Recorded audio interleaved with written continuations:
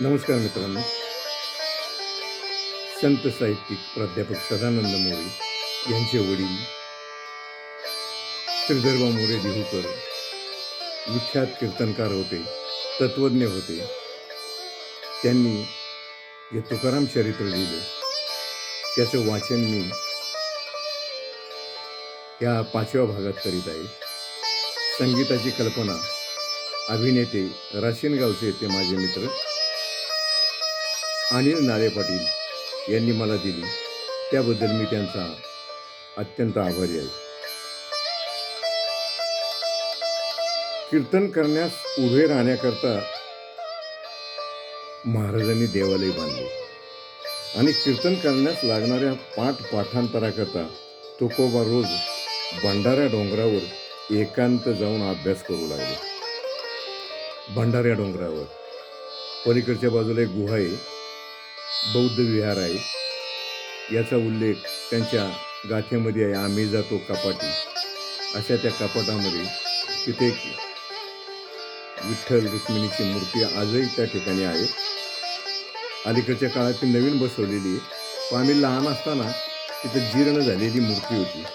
त्या ठिकाणी महाराज एकांतात जाऊन अभ्यास करू लागले.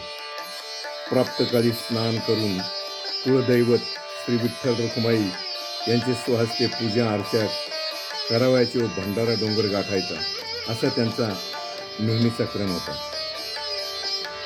कीर्तन संपूर्ण यावयासी हाता, कीर्तन संपूर्ण यावयासी आता, अभ्यास करता झाला तुका, अभ्यास करता झाला तुका. तुकोबाच्या अध्यात्माला इथून सुरुवात झाली होती.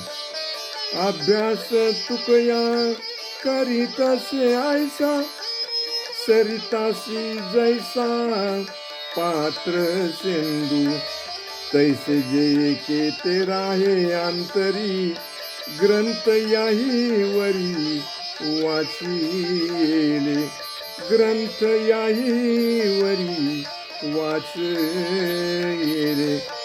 ज्ञानदेव महाराजांची ज्ञानदेवी अमृतानुभव, एकनाथ महाराजांची भागवतावरील टीका, भावार्थ रामायण,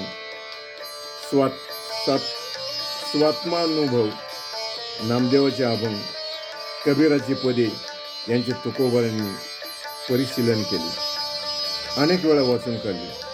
ज्ञानदेव महाराज, नाथ महाराज, नामदेवराय आणि कबीर या थोर भक्तिमार्गीय संतांची काही वचने त्यांनी पाठच केली होती. करू कैसे पाठांतर करुणाकार भाषण, करू कैसे पाठांतर करुणाकर भाषण, जी केला मूर्तिमंत ऐसा संत प्रसाद, जी केला मूर्तिमंत ऐसा संत प्रसाद. निर्गुण निराकार परमात्म्याला ज्यांनी सगुण साकार केला, अमूर्ताला ज्यांनी मूर्तिमंत केला, असा संत प्रसाद सेवन केला. तुकोबांनी पुराणे पाहिली, शास्त्रांचा धांडोळा घेतला. पाहिली पुराणे धांडोळिली दुरुषणे, पुराणीचा इतिहास गोड रस सेविला. पाहिली पुराणे धांडोळिली दरुषणे, पुराणीचा इतिहास गोड रस सेविला. तुकोबांना हा एकांतवास फार आवडत असे. या एकांतात त्यांना सखे सोयरे भेटले होते. अर्थात ते एकांतातील सख्या सोयऱ्यापेक्षा निराळे होते. कोण होते ते? वृक्ष होते, वेली होत्या, वनचरे होती. पक्षीराज मधुर मंजूळ स्वरात पूजन करीत होते. देवाला ते आळवीत होते. वृक्षवली आमास गे सोयरे वनचरे, पक्षी सुस्वरे आळे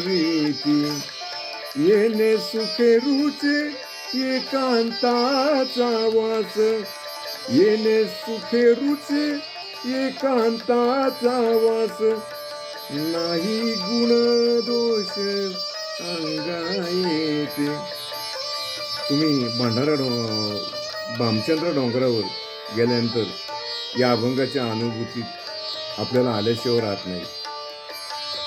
आकाश मंडप पृथ्वी आसन, रमे तेथे मन क्रीडा करू.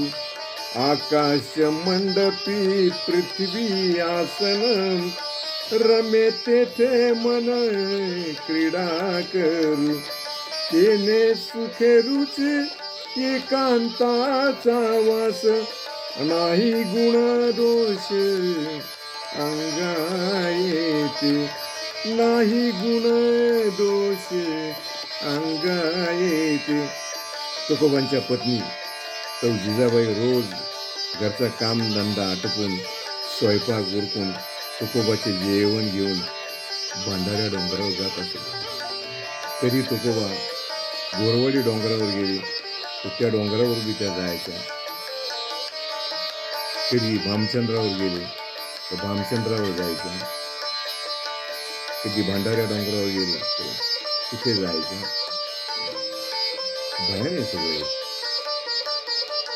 आत्ताच्या स्त्रियांनी आहे ना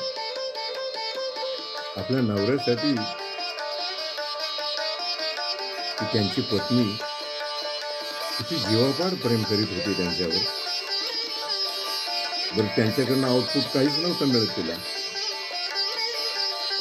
तुकोबांना जीव घातल्यानंतर आपण जेवत असत.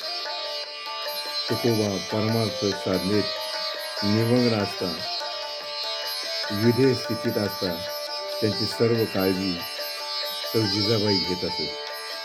तुकोबांच्या परमार्थात जिजाबाईंचा फार मोठा वाटा होता. काही चित्रपट निर्मात्यांनी त्या खाष्ट होत्या, भांडखोर होत्या असं लिहिलेले, पण श्रीधर महाराज म्हणतात तुकोबाला मोठं करण्यात त्या जिजाबाईंचा फार मोठा वाटा होता. शरीर कष्ट होऊन परोपकार, संत वचनाचे पाठांतर, वाचणे विठ्ठलाचे नामस्मरण आणि चित्ताने विठोबाचे ध्यान अशी साधना अखंड चालू असता तुकोबांच्या स्वप्नात श्री पंढरीराय नामदेव रायांना घेऊन आले. त्यांनी तुकोबांना जागे केले आणि जगत उद्धाराकरता कवित्व करण्याचे काम सांगितले. मित्रांनो, मी माझा हा 5वा भाग आपल्या समोर सादर केला आहे. हे काही माझ्या मनाचं काही नाही. महान आत्म्याने लिहिलेले जे शब्द आहेत ते उच्छिष्ट मी तुमच्या समोर सादर करीत आहे. माझी काही एवढी बुद्धी नाही, पण एक कलाकार माणूस असल्यामुळं मी त्यांच्या मुलाला विचारलं. कारण अण्णा मला नेहमी म्हणायचे, जाधव तू तुकारामाचा प्रसार कर. प्राध्यापक मोरे सरांच्या समोरही मला बऱ्याच वेळा म्हटले होते. त्यांची ती आज्ञा पाळून मी त्यांनी लिहिलेले शब्द आपल्यासमोर सादर केले. मी एक पामर आहे. मित्रांनो, अजून बरेच पुढे भाग होणार आहेत. तरी या माझ्या चॅनलला सबस्क्राईब करा, शेअर करा आणि लाईक करा. धन्य तुकोबा समर्थ, त्यांनी केला हा पुरुषार्थ. नमस्कार.